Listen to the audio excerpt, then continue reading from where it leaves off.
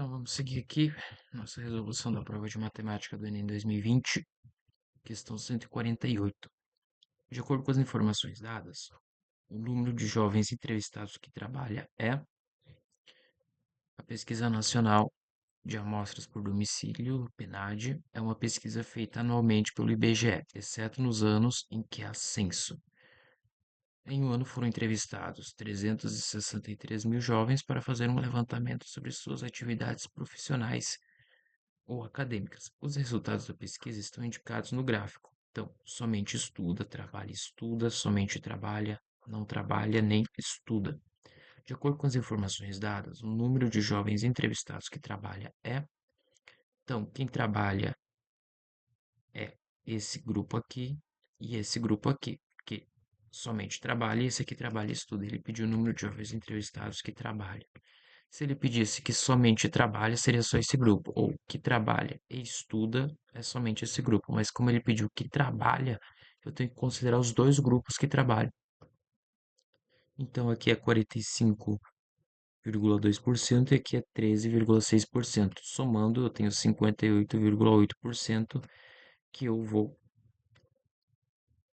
aproximar para 60%. 60% do total de 363 mil jovens. Então basta fazer essa conta aqui, vezes 6 por 10. Só de eu multiplicar 6 por 300, isso já vai me dar 1.800. Mais 60 por 6 vai dar 360. Mais 18, isso vai me resultar em quanto? Isso vai me resultar em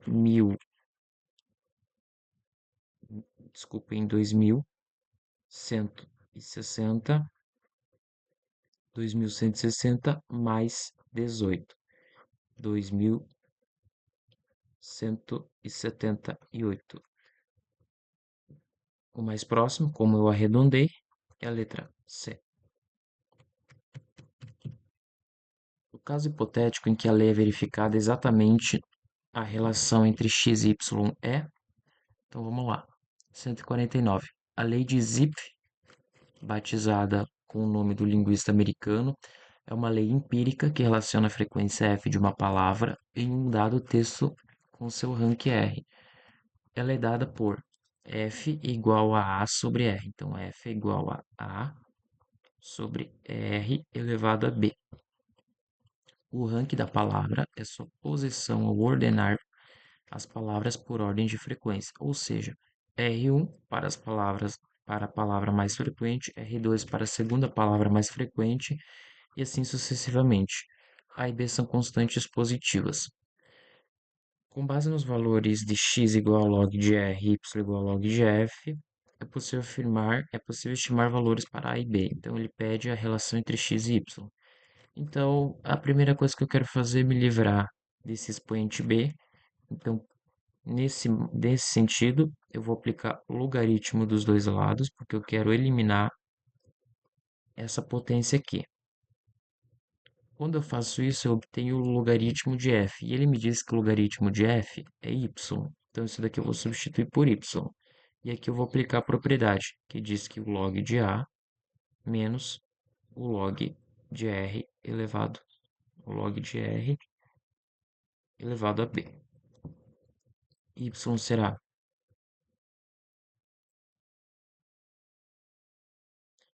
log de a, ele não me deu, então eu deixo log de a, menos a propriedade b vezes log de r, e o log de r ele me deu que é x. Então, fiquei com y igual a log de a menos b vezes x. Y igual a log de a menos b vezes x.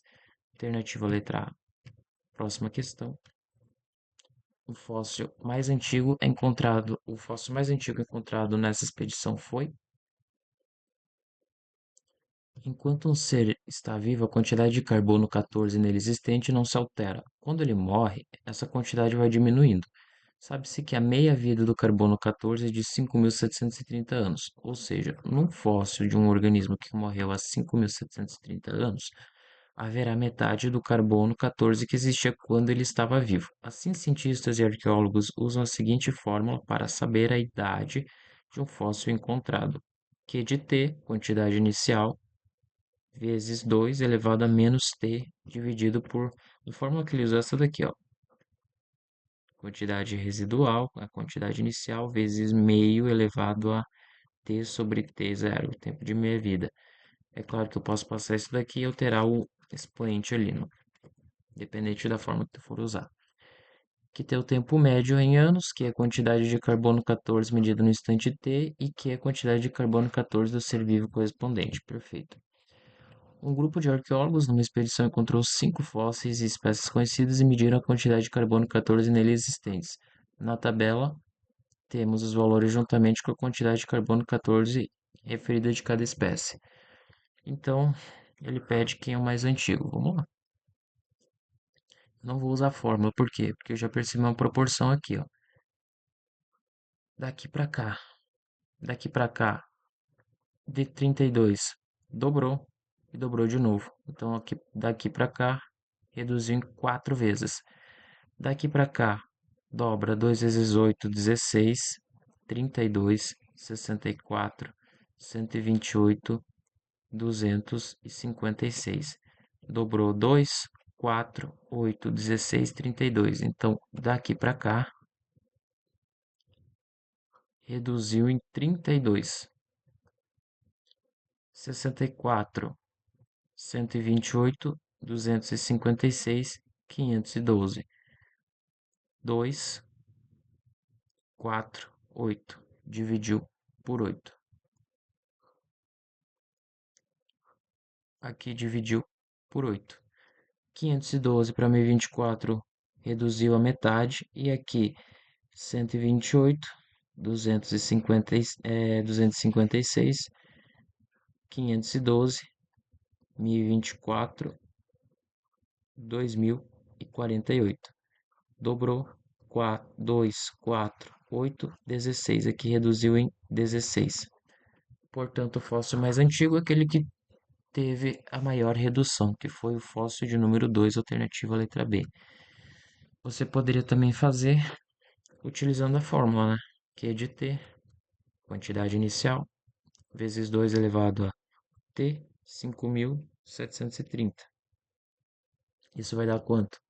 Quantidade final 32, aqui 128, e tu vai ter que operar com esses valores agora. 5.730, aí tu joga isso daqui pro outro lado, dividindo, vai dar um trabalhão isso aqui. Mas vai dar uma equação, isso daqui vai dar uma equação exponencial. Não vale a pena fazer pela lógica.